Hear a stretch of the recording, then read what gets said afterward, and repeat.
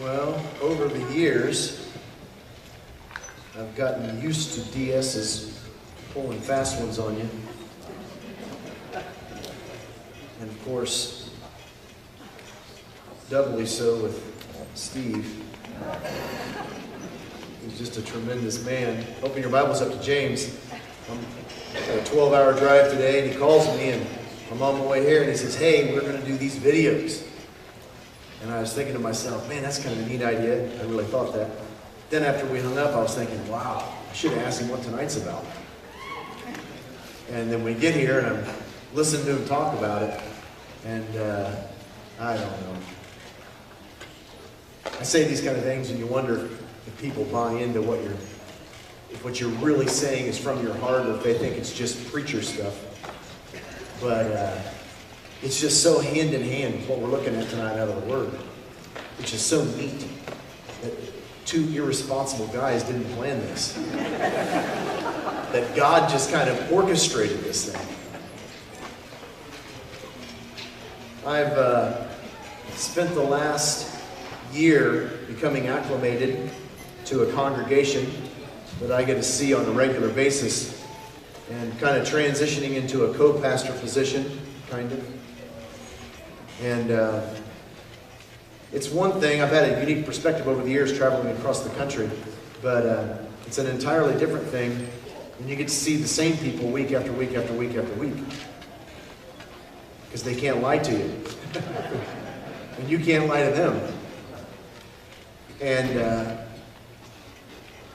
what I take away from this video, and I hope you can see what I saw in this video, at least for the purposes for this evening, is that this was a heart movement in them. And one of the things we're needing, I know we're needing it in our congregation back in Tennessee, but one of the things we're needing in this day and age is not, see, you can't guilt trip people into ministry.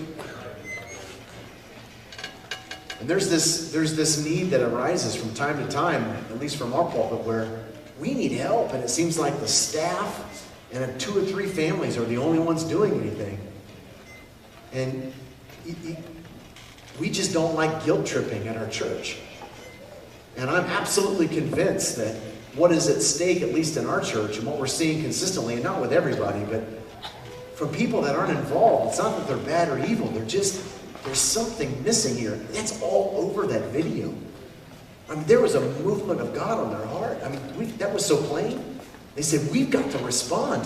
That's drastic. I know, let's sell the farm. You know?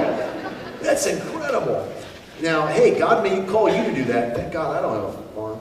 But God may call you to do that tonight. But I honestly, I think it's a lot simpler. I want to walk with you this evening through the somewhat of the first chapter of James, and we really want to get to our goal, which is in chapter 2, but you really have to become acclimated somewhat to what James has laid out for us in this first chapter. So I want to give you a couple messages and kind of get you started with this whole thing.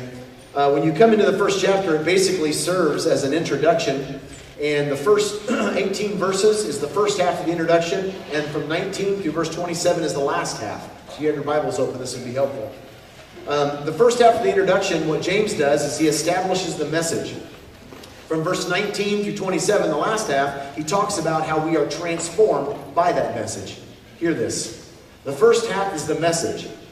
Not a message that you implement, not a message that you aspire to, okay? But a message from verses 19 through 27 that transforms the very person that you are. What's tremendous, and man, I got a hold of this, or it got a hold of me the moment I got saved, is that I could be a different person. And maybe you've never been kind of maybe where I've been, where I came from, my own personal story. But when I got saved, my whole deal was I just got tired of being me. I didn't like me. I mean, I didn't want to be me anymore. And what was so staggering about Christianity is that not to just live a different lifestyle, but that I could be a different individual. And when I read the Bible for the very first time in 1995, that's what really grabbed a hold of me, is that I could be different. So when we look at these first 18 verses, and of course then tomorrow night we're going to look at verses 19 to 27, at least a passage out of each. again, we're not talking about a to-do list. We're talking about the kind of person that God wants to mold us into. He wants to change us.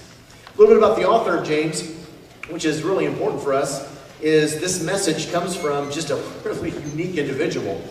James is not a disciple. He's the half brother of Jesus, one of many. You don't really hear much of him in the Gospels. What you do hear from verses or from chapters places like John chapter 7 is Jesus doesn't have a real good relationship with his brothers. At least they seem to be. It's very plain that they're on different pages. There's times when his family and mother and brothers and the whole deal shows up, and Jesus doesn't even come out to see him. And again, in John 7, he gets in this huge argument with his brothers, and he basically says, "Listen, I'm not like you guys. I don't think like you guys. I don't live like you guys. I mean, you don't even understand me."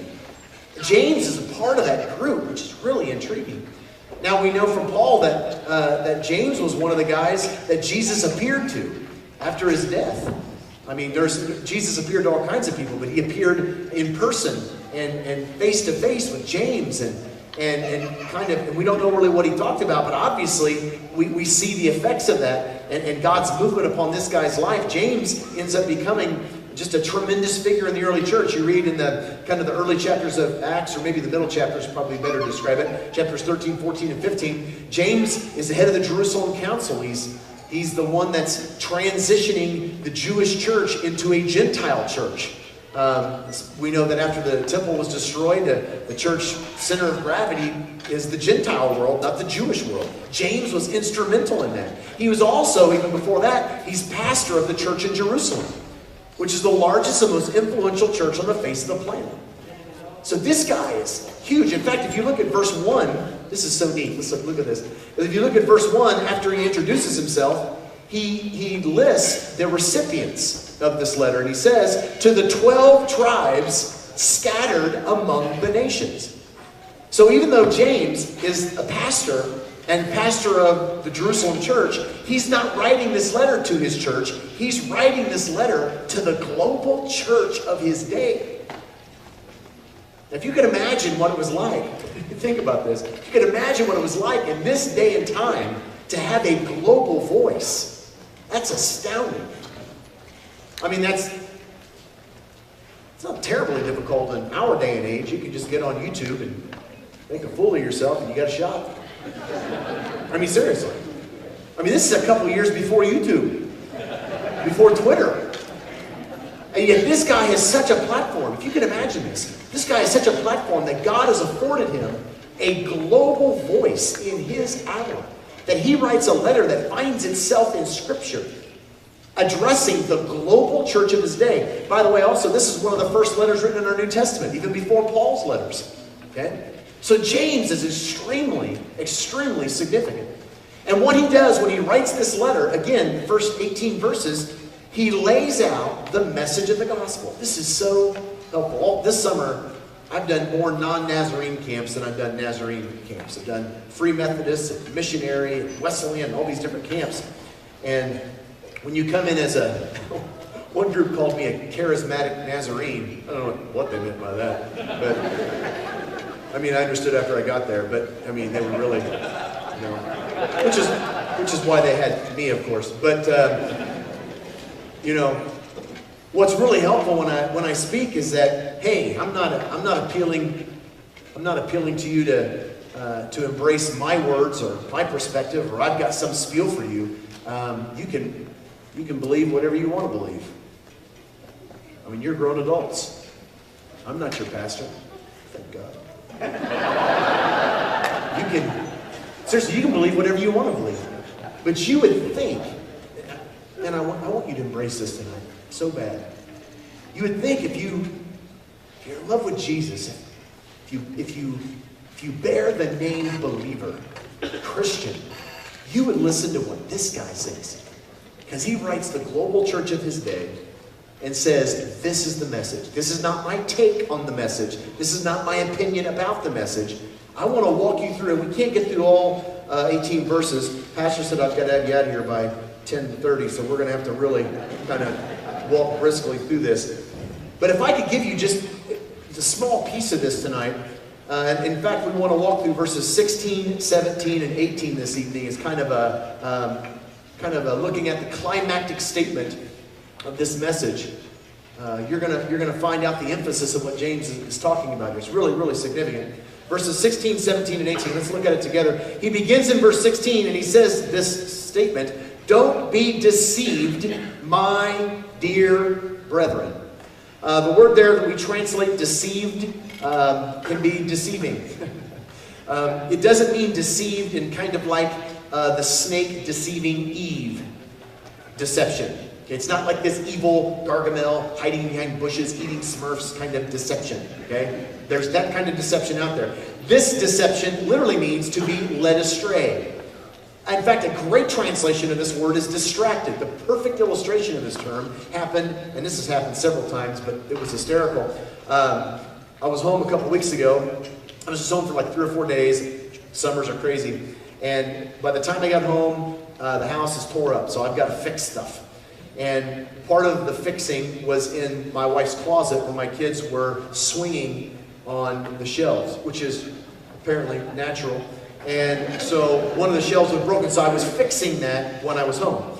And I'm under there and I'm working and it's dark, and the light's not reaching, and I'm getting ready to leave. I'm holding the shelf up. I can't really see. I'm trying, 40, I'm losing my sight. So I'm trying to get this screw back in the wall. And my son comes running by out of our bathroom. And I said, "CJ!" And he popped back over there. And I said, "Hey, right around the corner, if you go, literally, it's like 20 feet. If you go around the corner in our kitchen, we have a junk drawer. You have a junk drawer? It's hard to say quickly. We have a junk drawer.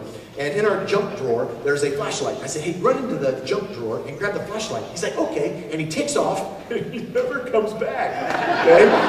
And so I'm in there like 5 minutes, and I'm finally yelling, "CJ!" And so he runs back in there and he says, "Yeah, Dad, what do you need?" I was like, "I need you to get the flashlight." He's like, "Oh, sorry, I forgot." Okay? He's like 10, And I was like, "You forgot? It's like 20 feet, dude." So he runs in. He got led astray. From the 20 feet, somewhere between there and the junk drawer, he got led astray. He got distracted. That's this word. Now listen to this. This is huge. James is writing. This is the climactic statement of the message. Are you with me? James is writing to the global church of his day, and he writes to them saying, listen, don't get distracted. Now, when I first studied this, it's been some time ago now, but when I first studied this, it radically kind of revamped my understanding of the early church. Because this is 25 years after the death of Jesus. People that were healed by Jesus are still walking around. Lazarus probably, he hadn't even keeled over yet again. And so, he's still walked. People have been healed and saw they've probably even heard Jesus speak and at least saw the disciples, and they're still walking around, and yet, I guess I just never had the impression that they would need to be motivated. This is early church stuff. And yet a generation has gone by, and James has to write the global church of his day, and he says, listen, keep focused. Now, this is just my opinion, okay? But in my opinions are really good. I have a unique perspective of the church for almost, I think this year is 20 years. Yeah, this year is 20 years, over 20 years now. I've traveled around the country 48 weeks a year, and different church every week. I got a good perspective of, east to west.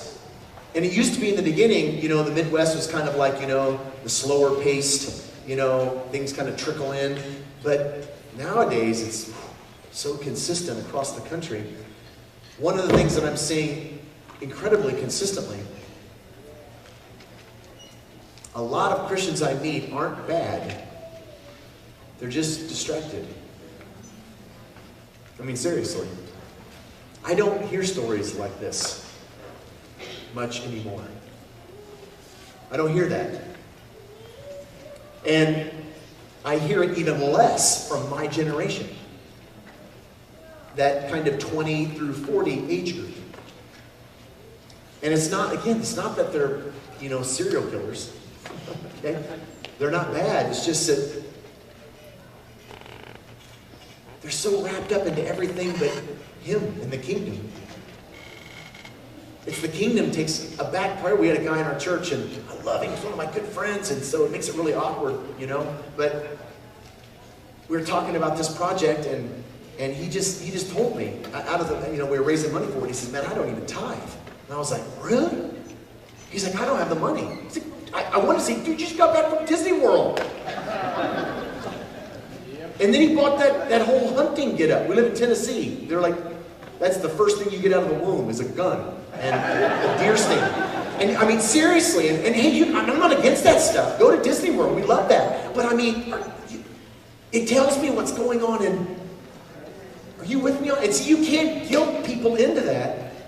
And it's not that that stuff's bad, but that's become the focus of life. And the kingdom church has become a hit and miss kind of stuff. And I don't know if that's exactly what's going on with James and his group, but 20 years after the death of Jesus, James is saying, listen, stay focused. Don't get distracted. And then he follows this up in verse 17 by saying, every good and perfect gift comes from above. And then he clarifies from above the rest of the verse, which is basically saying that when we say from above, we're not saying thank my lucky stars. Every good and perfect gift comes from him. Now, I had a lady bring this up recently, and I never thought of it this way. She said, well, I thought that meant that everything good in my life is from Jesus. But see, how do you translate good? You know? I won the lottery! I'll leave that to the pastors. But, you know, that's not what he's saying, okay? You know? That's not what he's saying. What he's saying is we only call good that which comes from him. Don't get distracted. See, for the Christian, listen, for the Christian, there's a whole different standard of good that you and I are called to live by. We only call those things good that come from him. I run into this, every camp I'm reminded, I run into this with teenagers. You know teenagers. I went to Sky Launch Camp. It's a free Methodist campground this summer. And did their family camp. And I get to meet some of the parents of the junior high kids, which is eye-opening. And they do a junior high camp there. I do that. I've done the junior high camp in the past. So about 4 or 5 years ago, I met this junior high girl. Now she's kind of grown up. And she shows up at camp. And I'm blown away. I'm blown away. I mean, she's a grown woman. But she shows up. She's beautiful. And she's, you know, she's there at camp. She's, hi, Jeremiah. And she has this, she shows up to service. Because when I first saw her, she had this, it's difficult to describe, she had this parasite stuck to her, this young boy. And wherever she went, the parasite kind of followed her around. And so it didn't take long, we had to talk about the parasite. And so I find some things for the boy to do, and I say, who's this boy you're with? And she's talking about him and all this and all that. He's a great guy, good guy, you'd like him. Is he in love with Jesus? Well, he goes to church. He goes to church. And what I found out, of course, throughout the week, his mom and dad were concerned because he only started going to church in order for them to go out. And I'm sure he was a great guy. Didn't look like a serial killer, you know. In fact, honestly, in talking about it, it's weird because he sat in the services. You'd say, well, you had kind of a bad opinion of him. Well, a little bit. And it wasn't like he was sleeping or wasn't paying attention or, you know, couldn't keep his hands off of her or it wasn't, none of that. He just sat there like a bump on a log. It's like nothing was, it's like, you know what I'm saying? There was nothing going on in him. It's just no response. It was just, and it wasn't that he was bad, but see, how do you define bad? This is what James is saying. Listen, don't get distracted. Well, Jeremiah, it's not bad. How do you define bad? Well, it's a good thing. How do you define good? Going in the ministry is wonderful. If it's God calling the ministry. If God didn't call you to go in the ministry, it's not good. Going in the military. I get this all the time with young military guys. Going in the military is good. If God's calling you to go in the military. If he's not calling you to go in the military, it's not good. And what James says is, listen, don't get distracted. Don't be led astray. There's a whole new standard of good if you want to be a Christian. There's a whole new standard of good that you're called to live by. And then quickly, I want to give you this standard of good. He gives it to you in verse 18. He gives you 3 things that clarify this standard of good. Okay? I'll read it, we'll walk through it. Verse 18. He chose to give us birth through the word of truth, that we might be a kind of first fruits of all that he created. Here's the standard of good that he's talking about. Don't get distracted. Here's the standard of good. He begins and he says, he chose to give us birth. In the New Testament, there's a few different words. This is really neat. In the New Testament, there's a few different words for chose, or choosing. Okay?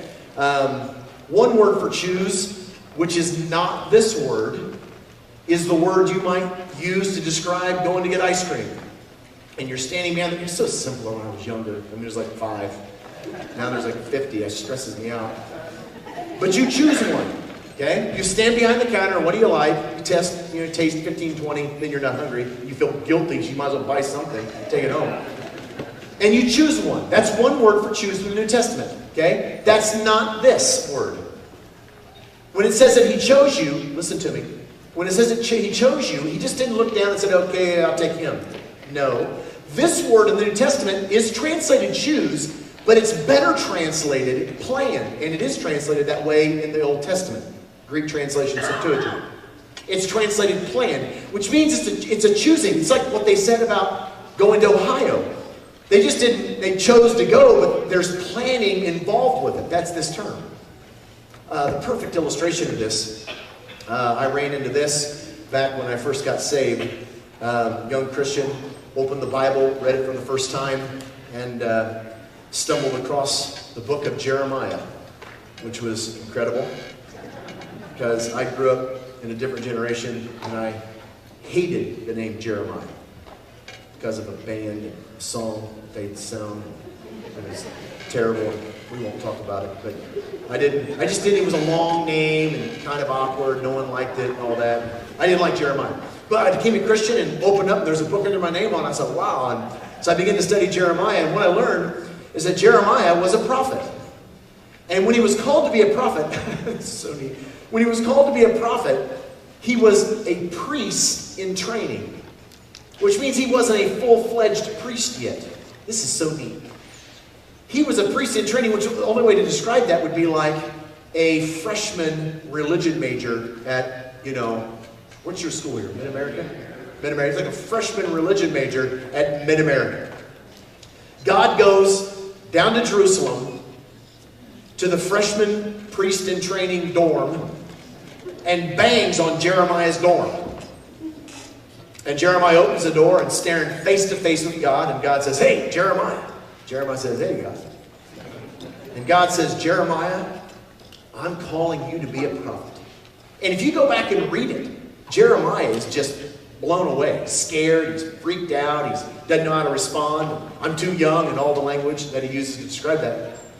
And the reason he's kind of stressed out about it, if you can imagine, God was telling him to go to the leaders of Israel and prophesy to them. Now, I put this in context. This will be like God telling the freshman religion major at Mid-America, go down tomorrow morning to the president's office, and right beside his office is the big boardroom where they're going to be having the regional meeting. Okay? All the district superintendents from that region are going to be there. General superintendent's going to be there. The board of trustees are going to be there, making some significant, decisions and talking about theological. I mean, it's a big deal. He said, I want you to go down there, freshman religion major, and I want you to kick open that boardroom door. I want you to walk in that board meeting, jump up on the table. That'll get it. And I want you to look around and say, listen, hey, I've got a word of the Lord for you. What do you think that freshman religion major is going to say? Just what Jeremiah said. I'm not doing it. And you know what God said? Listen, you know what God says to Jeremiah? God looks right at Jeremiah and he says, listen, before you were born, I planned this hour for you. I chose you for this. This is a long time coming. This wasn't like God wakes up one day and goes, oh, I forgot all about it. Well, who do we got down there? Grab Jeremiah, he'll work. No, this was before think about this. You guys, this is your story. And you can do with it whatever you want to do, honestly. I'm at a long end of camp season. You can do whatever you want with this. That happened to me in 1995. And I was a nobody. And it wasn't bells and whistles like that. That's powerful. But God came down in my dorm room as a former Marine living in someone's house and said, Jeremiah, before the foundation of the world, I chose you for this hour. I chose you. He's chosen you. Each and every one of you. And you understand, this is so huge. One of the things we find with like Jeremiah is that this isn't optional. Sometimes we think Christianity is so vague. See, if Jeremiah would have been like, no, I'm not doing it, did something else, well, take an easy one to look at would be Jonah. See, God tells Jonah, go to Nineveh. I chose you to go to Nineveh. If Jonah said, I ain't going to Nineveh, I'm going to Hawaii, which he did. He could have went to Hawaii, started a phenomenal Hawaiian hula hoop surf ministry, won the whole island of Hawaii, and died and went to hell. Because God's call for Jonah wasn't to go to Hawaii. God's call for Jonah was to go to... It's not optional, man. That you were created for this hour. Now, you were not only created, get this, you were not only created for this hour, but he says, listen how specific this is. Verse 18, he chose, he planned to give us birth. That phrase, this is neat. That phrase, to give us birth, is literally translated engendered. So he chose you, and he engendered you for that choosing. You know what engenderment means? We're struggling with this as a country, by the way. We're a little late in coming, but other countries have already dealt with this. In fact, I was in California last week. I did there with Steve Scott. I was telling Steve about it. That he said, we've been dealing with this for 20 years. So as I was talking to him, they're very aware of it. But he chose to give us birth, that engendered idea. Engenderment is not talents. You don't grow into engenderment. And by the way, it's not that you shouldn't change your gender. You can't change your gender. Seriously, that's not just, soapbox stuff. You can't change your gender. Now, I know the story, you can cut stuff off and sew stuff on. I get that. But when they open you up, hear me, when they open you up, they're going to find one of two sets of chromosomes. That's it. They're going to find XX or... He created you that way. You're unique. Utterly, utterly, utterly, utterly unique. Get this, he not only called you, but he engendered you for that calling. I tell teenagers this all the time. I'm getting old. Okay? Not as old as Greg Baker, but I'm getting old, okay? I'm getting old. And I still do teen stuff, and it's cool, and we hang out, and it's great, and I like it. But see, God is calling that generation to that generation. See, what was so unique about me and Jeremiah, and this is what was so phenomenal for me, is he planned for me in this hour to use me for this hour and engendered me to do so. I tell teenagers all the time that God chose you from that generation to that generation. Which wouldn't surprise you if I told you that God chose you in your circle of influence, in your job, in your neighborhood, in your environment. He chose you in that environment for that environment. Amen. He engendered you. Another side of engenderment, this is my favorite. I learned this one in kindergarten. My kindergarten teacher told me he told all of us, Mrs. Garinger, so it was a she. But one day she told us all to lift our hands up and look at the ends of our fingers and thumbs. And she says, what do you see? We said, we see squiggly lines. She goes, those are called fingerprints. And this is what she told us. She said, those fingerprints on your hands are not only the only ones that are currently on the face of the planet at this time, but they're the only ones that have ever been and the only ones that ever will be. My iPhone 6 testifies to that. He chose you and he engendered you, which means you can't pawn that off on me. I've got this assumption that I'm applying as a pastor.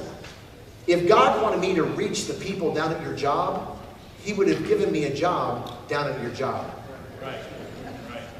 I wonder if he chose you for that. Seriously. And as an evangelist, this is great because I leave on Sunday. Okay? It's phenomenal. See, I've struggled through the whole pastor comes, pastor doesn't do a good job, pastor leaves. What do you mean he didn't do a good job? Well, the church didn't grow. See, if I was a DS, which is why I'll never be a DS, because they wouldn't tolerate this. When they made the pastor leave, I'd make everybody in the church leave. Because they failed just as bad as he did. I'd walk in on one Sunday morning and say, everybody out. I know that doesn't work. But you understand, it's not your pastor's job to run the community. Win the community. It's his job to equip the saints for ministry. He chose and engendered us. And the last one is that we might be first fruits. That first fruits is not the first fruits in terms of the festivals. It literally means foundation, which is first fruits is not a good translation there. He created you. He chose you. He planned for you and engendered you that you might be the foundation of something he does in his world. I want to ask you something. I just want to throw this out to you. But are you distracted? And honestly, you're the only ones that can answer that question. I can't answer that for you. I live in Nashville area, Tennessee. We moved down from northern Indiana. It's a different world down there. Everyone. Honestly, this is 100% true. The only way you can describe southern hospitality. See, up north, if you go to somebody and say, hey, you want to come to my church on Sunday? They'll just tell you, no, get away from me. Down south, they'll say, sure. And then they won't come. They'll still lie. They'll just lie to you. Because everybody down there is so religious. Everyone in my town. We still get into the high schools 3 days a week. Youth pastors come. People say it's a great place to raise your kids. But I get around the area and I'm sensing more religion than I'm sensing madly, passionately in love with Jesus. They're just two different things. And I'm sensing there's people that, I'm a Christian. Where do you go to church? Well, I try to go over there maybe once every other month. And it's not that they're bad or evil. They're wrapped up into everything but the kingdom. And my wife and I are getting to know people in town, and we're, I guess, just hanging around us. We're convicting. I don't know how else to say it. And I'm not super Christian. I'm normal, average, everyday, madly in love with Jesus guy. But man, he's who I live for. He's who I talk about. I ride in my car with him when I'm hydroplaning in pour down rain. I'm just praising while I'm doing it. I drag him into my the evening hours. When I go home and go to bed tonight, I'm going to talk with him. I'm going to talk with him as I fall asleep, and I'm involved in kingdom business, and he's sharing me his ideas, and I'm seeing my community through his eyes. And do you have that going on in you? I would assume that all of us in this place go to church somewhere. You just don't come to family camp just for kicks. So I'd assume you go to church somewhere, but are you distracted? And if you are, what are you distracted with? I want to propose to you that it's not the thing you're distracted with that's the problem. It's the person you're distracted from. And if you could just look around at your circumstances, I believe God has chosen you from where you're at to be used where you're at. That he's ordained before the foundation of the world for you to be there. In 1995, I was saved by an aircraft mechanic who hung out with me on the beach once in a while. And God handpicked that guy to be involved in my life.